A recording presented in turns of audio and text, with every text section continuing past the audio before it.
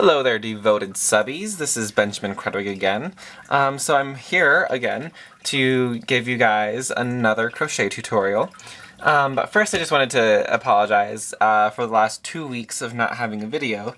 It's just been kind of intense couple of weeks. The first week was school stuff, and then last week we unfortunately lost my aunt. So I wasn't even anywhere near a camera at that point. So I just thought I would, let you guys know what was going on. I didn't abandon you. I just had to take care of family stuff first. So today I am going to do a crochet tutorial on some edgings. This is stuff that you can use on hats, scarves, blankets, whatever you really feel like doing. These are just 3 of endless possibilities. There are countless books that are devoted to crochet edgings and trims. So I'm just gonna do 3 that are my personal favorite. So the first one is a shell stitch. And what I'm doing is I'm working with my worsted weight yarn here and a size D hook. It's probably not the ideal hook size for garments or anything, just because you get a really tight stitch, as you well know from previous videos. So what I have here is I have 2 rows of double crochet, and the shell stitch is also worked in double crochet. So what you do is you count 3 stitches from the hook, so 1, 2, 3, and you double crochet 5 stitches into that 1 stitch. So you just do 1, 2, 3, 4, and then 5. And then you count to this 2 stitch, so 1, 2, and it would be the 5th stitch from the hook, and you slip stitch. So you count 3 again, so that's 1, 2, 3, and double crochet 5 into that 3rd stitch from your hook. So that's 2, 3, 4, 5. And again, count 2 more stitches and slip stitch into that 2nd stitch. And then you're going to keep on going until you run out of stitches.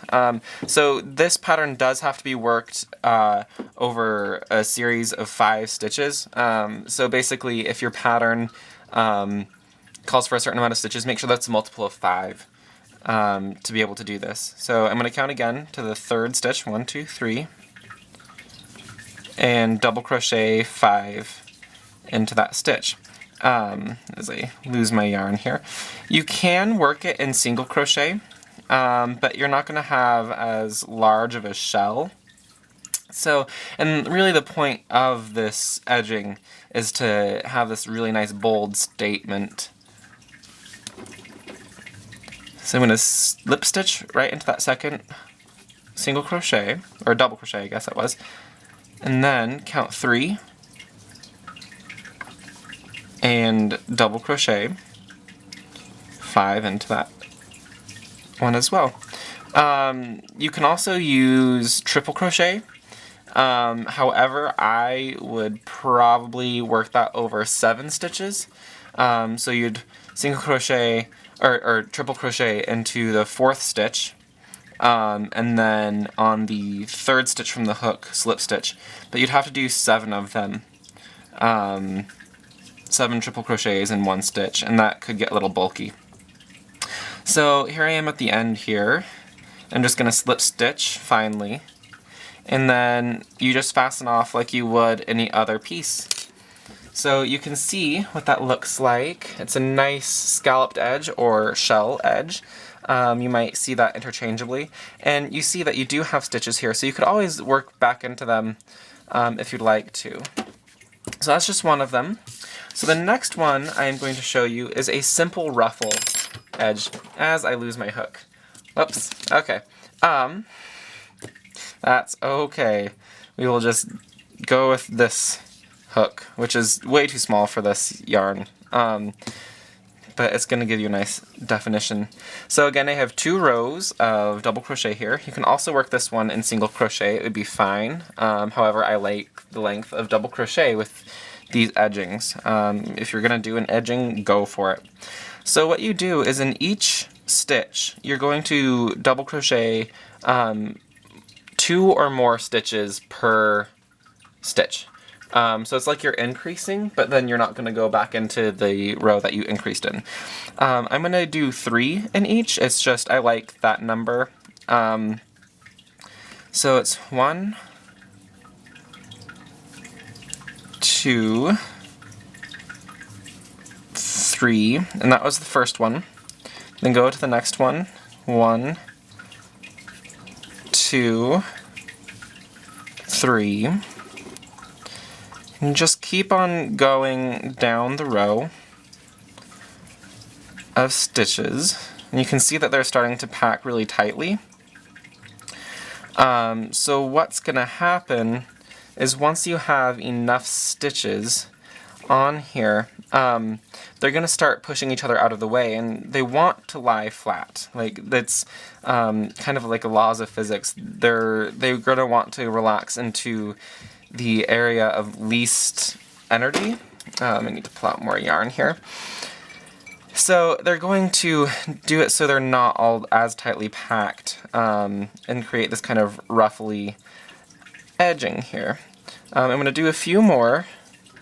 That way you can really see what's happening. You can always do more than 3 depending on how much of a ruffle you want. The more stitches in one stitch that you have, the more ruffly the edging will be. So if you want something really frou-frou, kind of girly, then do more stitches. If you just want a subtle wave, like on the end of a blanket or the end of a scarf, then I would do fewer stitches in one stitch. So I'm going to just finish up on this last one here. And when you lay it flat, you can see that it's starting to kind of get that ruffle going on there. If you had a longer piece of fabric or something that's done in the round, these stitches are going to just hold each other in, and then these ones will pop out. So you can see that nice little ruffly edge there. It's great for like cuffs on sleeves, or if you make those soaker pants for kids, it's great like around the edges of the legs. You can also just attach these anywhere onto a piece of crochet. So if you want to make a ruffle and then attach it, you can. So that's the ruffle stitch. This one is kind of acting funny unless I hold it straight. That's because I'm using a different yarn size. So let's move that. So the third stitch is one of my new favorite edging stitches. This one's a little bit more masculine, I find. If you're doing an edging on a scarf or a hat, this one would be good to use. So I believe this is what is called a Bullion stitch, and it's Boulllion stitch. I think I've also heard it as a twisted stitch. So this is worked in a single crochet. I have 2 rows of single crochet here, and what you do is you start a single crochet. So let me do that again. You insert your hook into the stitch, yarn over, and pull it through. But then you physically twist the hook 1 turn, and then finish your single crochet. So let me do that again. So you insert your hook, yarn over, and pull through 1 loop. Twist your hook, yarn over, and pull through those 2 loops. So let me do that again. So insert your hook into that stitch, yarn over, and pull 1 loop through. Oop, I almost did it wrong. Twist your hook, and then pull through the rest. I have tried it with double crochet, and it looks kind of weird. So I decided that single crochet looks better with this twisted stitch. I think it's also called a corded edging, and I'll show you why once I finish this. So let me, again, insert hook, yarn over, you have a loop there, twist your hook, and pull through. It's a really simple edging. Again, I'm using a hook size that's just a little bit too small for this yarn for this purpose, but you're going to see a little bit more definition in this stitch since I'm doing it that way. If you weren't aware, the last video that I posted was on yarn weight and hook size. So if you want to check that out and kind of get the explanation of why this hook is too small for this yarn, you might go over and check that out. Okay, so here's the end. And it's that kind of a nice little spiral along the edge here. And you can kind of see that definition. It's a little bit more rigid, and sometimes it does push the yarn out a little bit so it stretches the garment or the fabric a little bit. So you might have to skip a stitch now and then to just keep it tight. But yeah, that's my third favorite edging. So here we have our shell, our ruffle, and our bullion stitch, or our corded edging. So if you like this video, please subscribe. I put out videos pretty much every Friday, unless something happens like it did this last week. And also go to my Facebook page. It's facebook.com/BenjaminKrudwig.